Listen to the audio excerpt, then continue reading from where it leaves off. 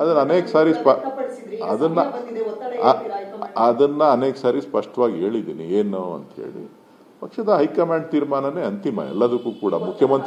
ಮುಖ್ಯಮಂತ್ರಿಗಳಿರ್ಬೋದು, ಪಕ್ಷದ ಶಾಸಕರುಗಳಿರ್ಬೋದು, ಮಂತ್ರಿಮಂಡಲದವರಿರ್ಬೋದು, D K Shivakumar ಅವ್ರಿಗಿರ್ಬೋದು, ಎಲ್ರಿಗೂ ಕೂಡ ಪಕ್ಷದ ಹೈಕಮಾಂಡೇ ಮುಖ್ಯ. ಹೈಕಮಾಂಡ್ ತೀರ್ಮಾನ ಏನಾಗುತ್ತೆ ಅದನ್ನ ಕಾದ್ ನೋಡ್ಬೇಕು.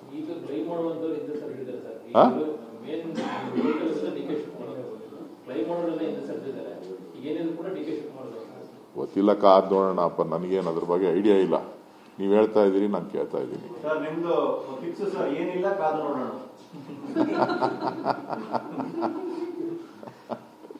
ಕ್ಯಾಬಿನೆಟ್ ರಿಷಫಲ್ ಆದ್ರೆ ಮುಂದೆ ಅವಕಾಶಗಳು ಸಿಗಲ್ಲ ಅನ್ನೋ ಮಾತುಗಳು ಕೂಡ ಇದೆ ಸರ್.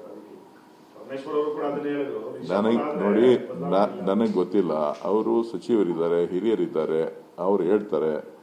ಮುಖ್ಯಮಂತ್ರಿಗಳ ಪರಮಾಧಿಕಾರ, ಸಚಿವ ಸಂಪುಟ ಪುನರ್ರಚನೆ, ಹೈಕಮಾಂಡ್ ಅಪ್ಪಣೆ ಪಡೆದು ಅವರು ಕಾರ್ಯವನ್ನ ನಿರ್ವಹಿಸ್ತಾ ಇದ್ದಾರೆ. ಸೊ ಪಕ್ಷದ ಅಧ್ಯಕ್ಷರಾಗಿ ಡಿ ಕೆ ಶಿವಕುಮಾರ್ ಅವರು ಪಕ್ಷದ ಸಂಘಟನೆಗೆ ಮತ್ತು ಪಕ್ಷದ ಪುನಶ್ಚೇತನಕ್ಕೆ ಏನ್ ಸಲಹೆಗಳನ್ನ ಹೈಕಮಾಂಡ್ ಕೇಳಿದ್ರೆ ಅದನ್ನ ಕೊಡ್ತಾರೆ.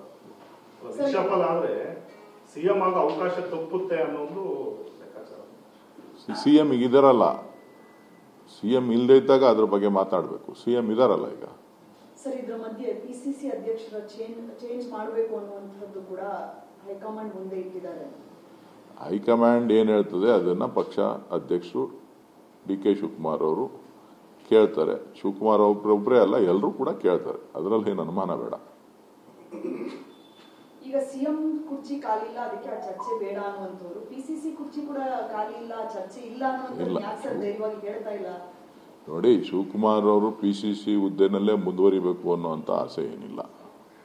ಅವರು ಹಿಂದೆನೇ ಹೇಳಿದ್ರು, ಪಕ್ಷ ಇರಬೇಕು ಅಂತ ಹೇಳಿದರೆ ಎಷ್ಟು ದಿನ ಅವಕಾಶ ಕೊಡ್ತಾರೆ ಪಕ್ಷದ ಕೆಲಸ ಮಾಡಲಿಕ್ಕೆ ಅಷ್ಟು ದಿನ ಇರ್ತಾರೆ.